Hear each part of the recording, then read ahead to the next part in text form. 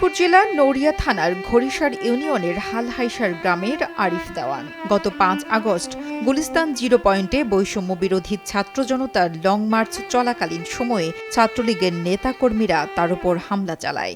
এ সময় আরিফের ডান পায়ের রগ ও মাংস পা থেকে আলাদা হয়ে যায়। ঢাকা মেডিকেলে কিছুদিন চিকিৎসা করানোর পর টাকার অভাবে আরিফের দরিদ্র বাবা ছেলেকে গ্রামে নিয়ে আসেন। আমি একটা মিছিলে যাই, যার সময় গুলিস্তান জিরো পয়েন্টের বগলে আমাদের বলে আক্রমণ করে পুলিশ, আওয়ামী লীগের লোক। তারপর আমাদের আক্রমণ চালায়, অনেকগুলো মানুষই ওই জায়গায় আহত হয়েছিল।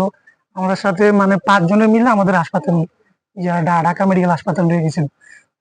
যাওয়ার পরে চিকিৎসা করলাম, চিকিৎসা করার গেলাম যে ভর্তি হওয়ার পর উনি কিছু না, রোগী তো অনেক, ভর্তি হওয়া সম্ভব না, আমি পাঠিয়ে দিচ্ছি।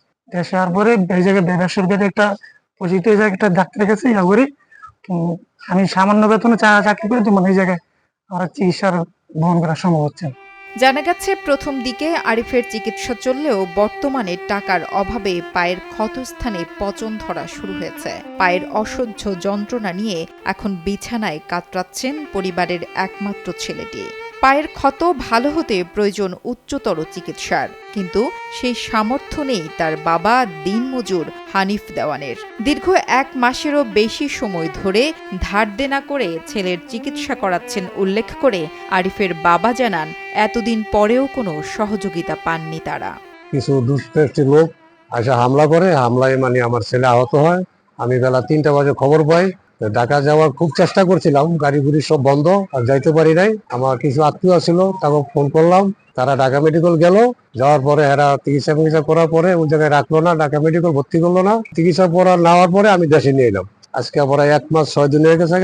হ্যাঁ কইতে আছে যে এটা অপারেশন করতে হইব, অপারেশন করে অন্য জায়গা থেকে মাংস হয় না, ওই জায়গায় গাদা ভরতে হইব, এটা বহু সময় লাগবে। আমি কাজ টাজ করে খাই, অর্থসঙ্গী মানুষ, আমি কি করি, আর আমি খুবই দুর্বল আর কি। বেদরগঞ্জ উপজেলা হাসপাতালের সহকারী সার্জন আব্দুর রাজ্জাক বলেন, আরিফের বর্তমান অবস্থা সংকটাপন্ন। যদি সময় মতো উন্নত চিকিৎসা না করানো হয়, তাহলে হয়তো আরিফের ডান পা অকেজো হয়ে যাবে। সে যে ওষুধগুলো খাচ্ছে অনেক ব্যয়বহুল ওষুধ, প্রতি মাসে অনেক টাকার ওষুধ কিনতে হয়। পাশাপাশি সে কিন্তু 4 বোনের এক ভাই। পরিবারের পক্ষে আসলে তার এই ওষুধগুলো ক্রয় করা, তাদের পরিবারের ব্যয় সামলানো একটু কঠিন। সে অবস্থা থেকে আমি আসলে কালের কণ্ঠের সাংবাদিক মাহবুবের কাছে খোঁজ পেয়ে এখানে আসি এবং আজকে তাকে এই মাসের ওষুধ কেনা বাবদ নগদ আর্থিক অনুদান প্রদান করছি। আর আমি দায়িত্ব নিয়ে নিচ্ছি যে যতদিন ওষুধ লাগবে প্রতি মাসের ওষুধটা আমি নিজ হাতে কিনে এনে তাকে দিয়ে যাবো ইনশাআল্লাহ। নিজের পা হারিয়ে দেশ স্বাধীন করে শান্তি পেলেও আরিফের আফসোস, তার অসুস্থতার কেউ এখন পর্যন্ত খোঁজ নেয়নি। নুসরাত জাহান কলি, কালের কণ্ঠ।